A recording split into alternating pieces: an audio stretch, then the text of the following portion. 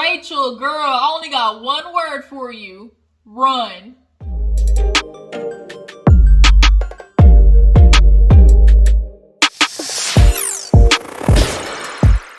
What's up, y'all? Welcome back to my channel. Appreciate you for tuning in. We're going to talk about Love After Lockup, you guys. This episode is just proving that people are stupid, dumb in love, and just literally the red flags are just waving, and it's like, hello, is the light in the lighthouse gonna come on? Are all the screws gonna start, working? Like, I just don't understand. Literally every single couple is having big flashing red signs going, turn the other way, but they just keep driving until, boom, they gonna crash and then end up in the ditch. Like, I guess they said we're gonna ride this bitch till the wheels fall off, even if I do end up heartbroken and broke, which has got to be Daonte from the way we watched this episode.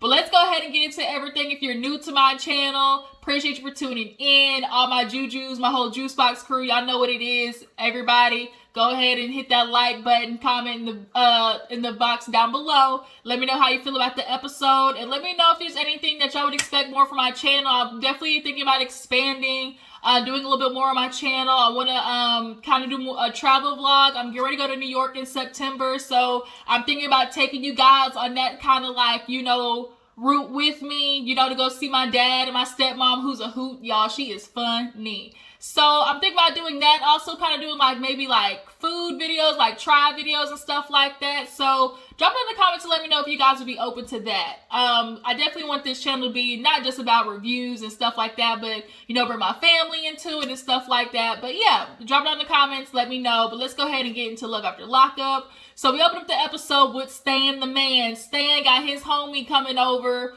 who had a Blue Lives Matter hat on, if y'all didn't notice. So we all know he voted for Trump with his cracker self. But Stan tells him that, he's like, you was still in your pajamas? Like, what's going on? Is she in the house? He like, no, she not here. He's like, what's up? He was like, well, I kind of lost it last night. And, she was telling me about her kid. And, he was struggling with stuff. And I told her basically she was a bad mom. And even the friend was like, ooh, buddy, why would you say something like that? He's like, man, I was just exhausted, driving back 5 hours, drinking, I just kind of, it just kind of slipped out. And he was like, well, you kind of got to put the shoe on the other foot. Like, if this was you and your child is telling you, they need something, that would be your priority. And so it made him realize that. He's like, yeah, I fucked up. I need to definitely, fix that. So he gives Lisa a call, and Lisa's actually on the way to get her hair done by her friend who also was in jail. She got a job at the salon, and boy, let me tell you, what the fuck? Oh, sorry, y'all thought it was a spider coming this way. It was about to be on and cracking on this video. So yeah, her friend, y'all, she's giving her those those glue-in tracks or whatever, the pellets or whatever. That shit is tacky boots. Lisa, you were better off getting a wig. You should have just got a wig. That was not it, boo-boo. She's gluing all these fucking pieces. She's got at least a good 200-300 pieces in her head, and they don't look good because you can see them. You can literally see them at the root because your hair got cut off, girl. Girl, you should have just got a wig. You should have just got a wig. I'm sorry, y'all. She should have just got a wig. But nonetheless, she's telling her friend that, she's pissed off at Stan right now. She went to go stay at a hotel. He said some bad things about her, and he calls her, and he's like, look, let me apologize. Let me take you out to dinner tonight. There's some things we need to talk about. And so she's like, I'll think about it. So moving on, we have, let's go ahead and get Anissa out of the way, because Anissa is the typical old women who are just lonely. They just trying to bust a nut. That's all it was. Anissa's like, girl, I've been lonely, sitting at home. I'm running out of batteries. I want a real man, basically. And her desperation got her doing stupid shit giving this crackhead $100, buying him clothes and necessities, and he still is yet to go to your house. So he's at the halfway house, and I guess this was going to be his one day, to get out. So he told her, come on, let's go. But then by the time she gets there, she's driving over there. She's like, I'm so excited. I haven't got a chance to see him. I waited 6 years for this. You know, I'm just ready to like jump his bones, basically. And she's like, I bought him, you know, some essentials, some necessity stuff. She gets there and he's like, oh, babe, you know, I'm sorry. You know, he talking because his teeth, he looked like he just been chewing on tar, glass, and, you know, who shot John? Like, half his teeth are gone. Half his teeth are rot. And you about to kiss that? You about to kiss that? And you get ready to try to let him lick on that kitty cat? Girl, you gonna catch tetanus, syphilis, and chlamydia all from one mouth. Girl, you are tripping.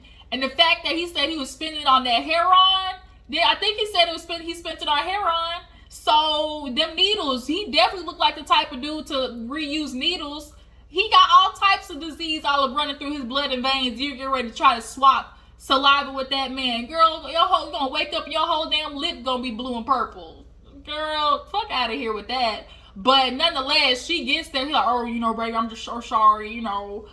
They ain't gonna let me out today. And she's like, what? She's like, he's like, yeah, I gotta get this, the ankle bracelet. And no, dude, he not here, so they've not letting me leave. And so she's like, so I don't get to see you? Like, oh my God, this is so hard. He's like, man, babe, you know, I don't like it too. But can I get $100? And it was like, the fuck, like, he didn't even like, wait. He was like, yeah, you got $100 on you. Because she's like, you already spent it? He's like, yeah, baby, it's so expensive in here.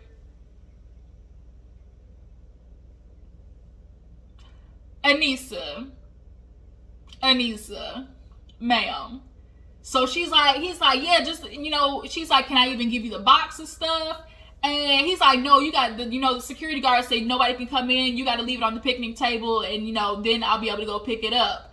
It's just like,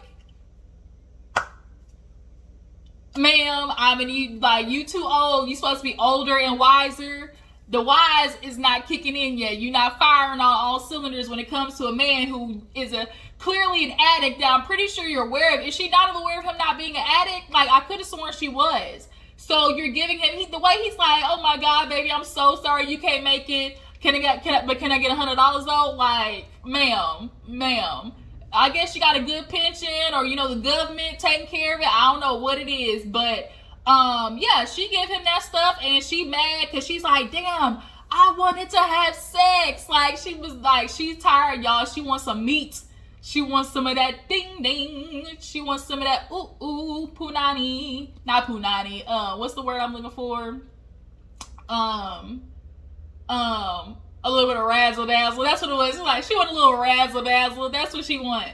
But moving on, let's talk about Daonte and Nicolle. So Daonte and Nicolle, you know, she's at the salon getting her hair done, and she's in the back calling Tia. And the minute Daonte walks in, he got her dresses and whatnot. So the friend's like, I'll take him to the back to her, you know, let her change and whatnot. So she, you know, comes out the red dress, like it was a cute dress. And he's like, oh, damn, girl. He's like, damn, you look good. Now look, if I pay attention every time a scene comes on, I look at all surroundings. I'm a person who looks at body language and energy. And boy, let me tell you, I saw nothing but black women at salon looking at this white woman getting spoiled by this nigga. And all of them was looking like, this nigga here fucking with them white girls. Like, it's just... I'm sorry if you're a white viewer, like, I apologize, but not sorry because, unfortunately, the black community, like, black women just can't win. Like, and just to watch, a black man, like, spoil a white girl who clearly is using him for all his money and fresh out of jail, no job, no nothing. It's like, damn, the fuck? Like, and it's clearly that he has a thing for white women because this ain't the first time. So, it's like... ew. But she's like, let's go. We're gonna go out. He's like, yeah. So they actually end up going out, and Audrey, her friend, joins. So they go out, and they, you know, she's like, only time I've ever drinking. Like, she's like, she never got to drink, like, go out to a bar legally and do all of that. So she's excited. So she invites Tia out, but when they get to the place, his friend Derek shows up. And Derek, he see Nicolle, he like, oh, you know, the most famous Nicolle. And Daonte like, ease up on it, like, don't go too hard. He said, man, skirt. Okay, you ready for the third degree? She's like, here we go. I'm ready for it. So he's like, what are your intentions with my friend? And she hit him, obviously, with the proverbial, I love your friend. I don't care what nobody say. He's for me, and I love him. I'm down for him. The friend over there trying to co-sign it, talking about, when we were in jail, she said she loved him. Every day she was talking about Daonte. He said, bitch, I don't believe you. I don't believe you. I don't believe you. She's like, you don't have to believe because I know I'm going to be here. He's like, oh, really? So she started looking up around, and Daonte's like, what you looking for? Like, who you looking for? She's like, oh, nothing. He's like, who are you looking for? She's like, well, my friend Tia, I invited her out. So Derek hit her with the, oh, have you and Tia hooked up? And she was like, she didn't say nothing. And so the face gave it away. So now Daonte and Derek looking at each other like, oh, sorry, y'all, something was tickling my arm. It's my piece of hair. Like, how sometimes you get that weird tickle, you be thinking, oh shit, something crawling on me. But yeah, so she's like, I was waiting on my friend Tia. He's like, oh, you hooked up with her? She was like, one time. And so Derek's like, wait a minute, you ain't tell me nothing about no Tia. So now Derek looking at him like, bruh, this is the sign. Like, bruh, you getting played. And so he's like, oh, Tia with the strap on. She said, that bitch ain't never strapped me down. All she do was ate my motherfucking pussy, basically. And so you could tell she definitely was lifted up. So when she said that, she kind of realized, like, oh shit, I really put my foot in my mouth. She's like, I'm gonna go to the bathroom. He said, yeah, I would too. So instead of going to the bathroom, she actually goes outside. And so now Daonte feeling stupid because he's like, man, she making me look like a fool right now for my friend, and I don't like that. Like, I'm feeling played. And Derek, he outside giving his little confessional bit like, my friend is stupid. Like, he think, oh, my heart's telling me I love her, she the one. But it's like, like everything in the universe is saying hell to the nah. So she's actually outside calling Tia, and Tia says she can't make it. So Daonte pull up on her like, what's up, what's good? Like, what's the problem? Because, like, here it is, you're not telling me about, hooking up with other girls. She said she had like 6 girlfriends in prison, or 6 girls she hooked up with. And she tell him that, oh, security guards are around, like, there's no touching each other, like, there's none of that because it's against the rules. So he really believe in that shit. And so when to hear that she been in there, getting the dust knocked off that pussy, where everybody know where that come from, drop down in the comments, real ones know. But, like, look, she getting her rocks off in prison. And so he thinking this whole time, like, oh shoot, I'm gonna just, have my little Nicolle Jr., his little sex toy, and that be it. But she having full-blown orgies, basically. So she's like, Daonte, I didn't want to say nothing because that was way before you. Like, don't even try to argue. He said, oh, I'm feeling real. Like, this is what you gonna do to me. Like, she's like, I don't have a problem. What did he say? She's like, why are you doing this right now? Like, you really trying to make a problem? He's like, he's like, I'm doing all these things because I love you. I'm buying all these things for you and everything. And he feeling kind of stupid because it's like, oh, she get her pussy ate, but I can't even get the tip in. Like, I can't even get a touch it. So he's like, I'm buying all this stuff for you. She's like, I would love you regardless of you buying all this stuff. Because he's like, you ain't got no problem taking my money. Like, you can't spend one night with me, but you ain't got no problem taking my money. So she's like, okay, fine then. I'll spend one night with you, and however it goes, like, I'll just, we'll just see how it goes. So they go back inside, hand in hand. So they end up leaving. Now, here's the question, though. You think Audrey and Derek fucked? I think they did.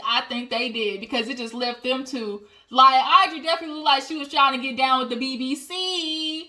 I feel like they did some, got drunk, probably stayed behind, and, it is what it is. So moving on, let's talk about, so Lisa and Stan, they finally meet for dinner, and she came in, I was speechless, like, and not in a good way. But look, she just got out of jail, so I'm gonna give you a pass. She had on that tight ass black dress and that headband and everything. He talking about, ooh, smoking.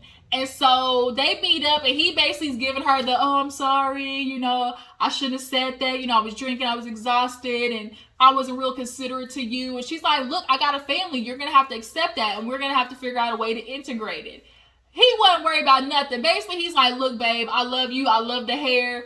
The shit look tacky as fuck. But he's like, look, we're gonna get through this. And she's like, we're gonna have to find a way to work this out because, like, obviously this ain't working. So he's like, babe, I get it, but let's go talk about this in a more comfortable setting. Like, let's go back home. And she's like, eating the strawberry all sexily and stuff like that. He's like, let's go home. Let's cuddle. Let's talk about it. So it's kind of like, oh, y'all do this shit all the time. Like, y'all be fighting, y'all be fuck fighting, basically. Y'all fight to make up and then do whatever weird shit y'all do down in the dungeon, 50 Shades of Grey style. So, Britney, y'all, I don't fucks with Britney. I just, like, I can already tell her personality is one for the birds. So she's talking to her, to Ray. He lets her know they're actually going to give him a day out. They're sending him home or whatever.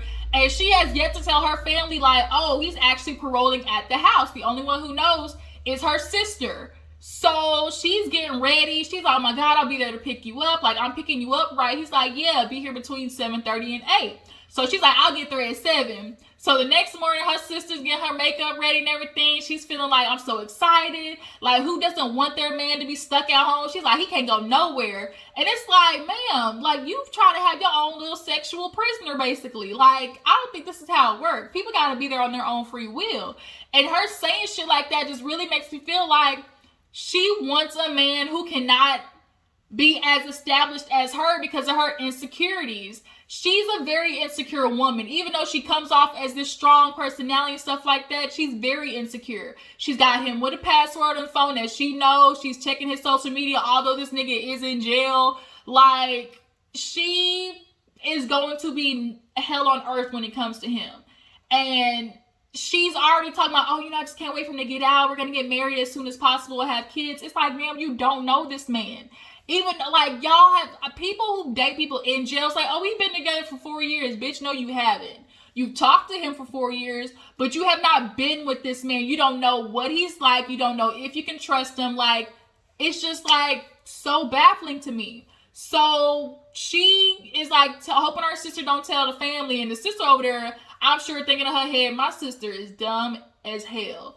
And so she rolls out, goes to see Ray. But she pull up, she's so excited. Next thing you know, it's like, woo, guess who pulling up? Granny. Granny pulled up in the white truck, and so Brittany's like, who the fuck is she? Like, what?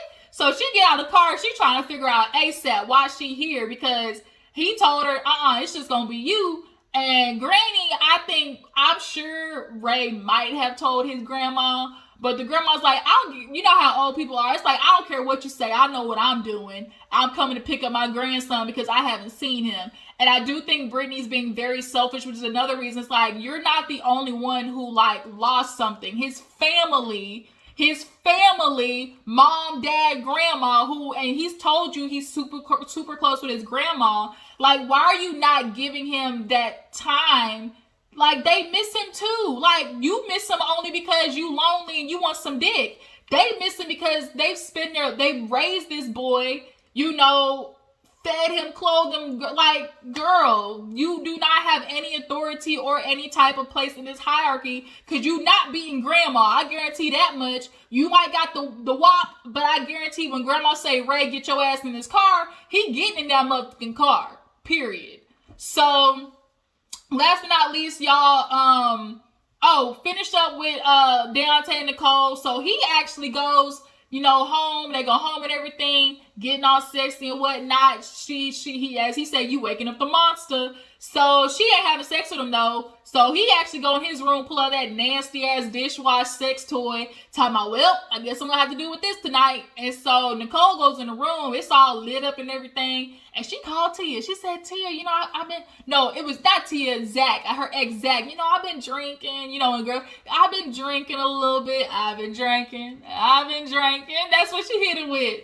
So she's trying to hit up her ex Zach, basically was like trying to figure out a way to connect with him while Daonte over there, beating his meat after spending $1,000 on this girl. I can't. You dumbass. This bitch ain't deserve none of the stuff that you got. And now your family gonna be looking at like, I told you so, I told you so. So last but not least, we got Rachel and Doug, y'all. Rachel,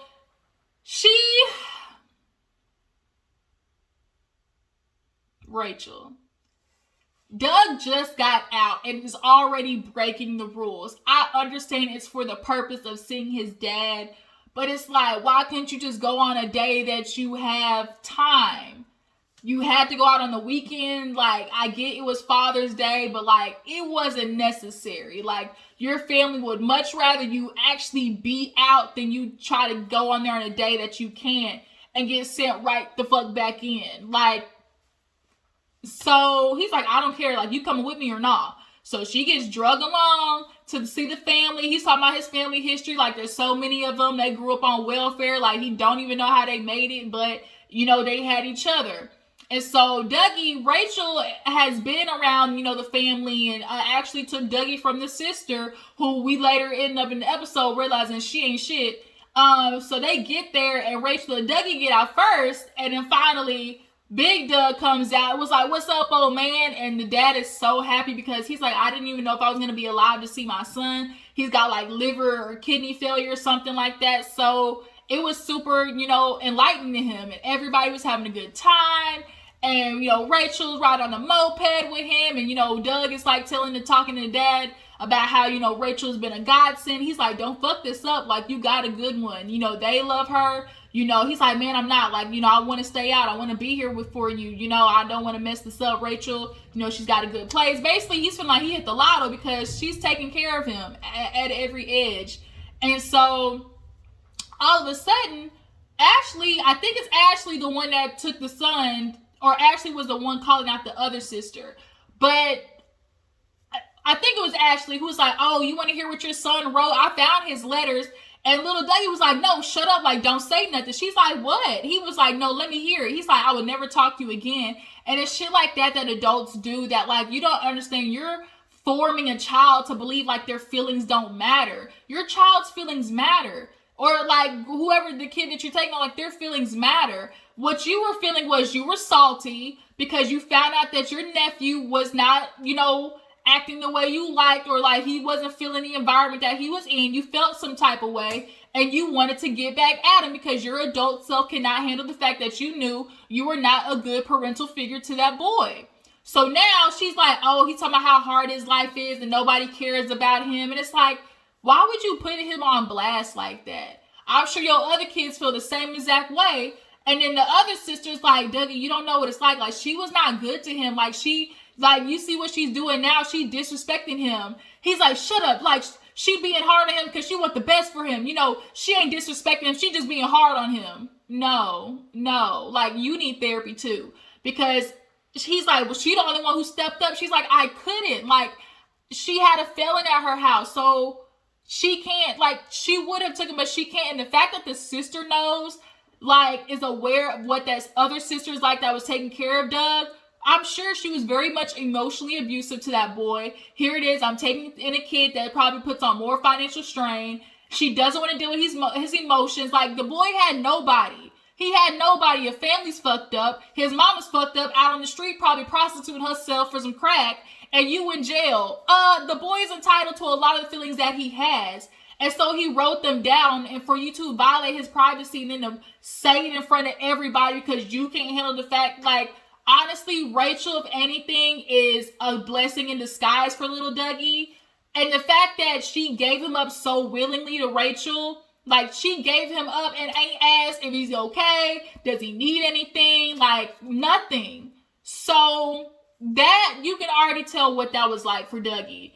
And Rachel's like hugging him because he's like, be quiet, like, shut up. Because the sister was fighting, he called her a bitch, and she's like trying to tell him, like, your son was in a bad situation. And I don't think he wanted to hear that. I don't think he wanted to hear, like, bro, you fucked up and got your son in a situation as bad as like you, and you're not doing no better. And I really fear that one, Big Doug is going to he's going to be very emotionally abusive to his son. He is, because he's not going to know how to handle his resentment about not having a mom in the picture or having a dad in the picture. He feels like, oh, you babying him. And it's like, no, making sure your child's feelings are okay is not babying them. And I really hope Rachel does not back off and allow Doug to be bad to baby Doug. Like, I really fear that there's going to be times that he probably yokes him up, puts his hands on him. And I fear that Rachel, out of love and trying to hold off on Big Doug's feelings, is going to allow that shit to happen. But if Doug goes back, I'm not gonna say if, when Doug goes back to jail, I really do hope that Rachel keeps baby Doug, because I really think Rachel would, though. I can tell that, like, she realized the situation, and she's even realized, like, Doug, like, I think, like, she's realizing, like, oh my God, like, I might have got myself into a situation I'm not prepared for. And then that's where the episode ended. So, yeah. Drop down in the comments, tell me how you feel about this episode. What y'all feel about Daonte, you know, still trying to get that punani from Nicolle. Do you guys feel like Rachel, if anything, if Doug went back to jail, do you guys think that she would keep, you know, baby Doug? Who's the other one? As far as Britney, y'all, like, am I the only one feeling off about Britney? Like, is it just me, or are y'all getting a bad vibe from her too, or like her energy? And do y'all think Ray, is he gonna go home with his grandma, or is he gonna go home with Britney? Y'all drop in the comments to let me know. I need to go watch Love and Marriage Huntsville. Then we gonna talk about that. I'm super excited, so I'll catch you guys later. Like, you know, share all the good stuff. Tag, let everybody know your girl Gigi over here. Come over to the channel. Come over to the Juice Box crew, and I will catch y'all later. Bye.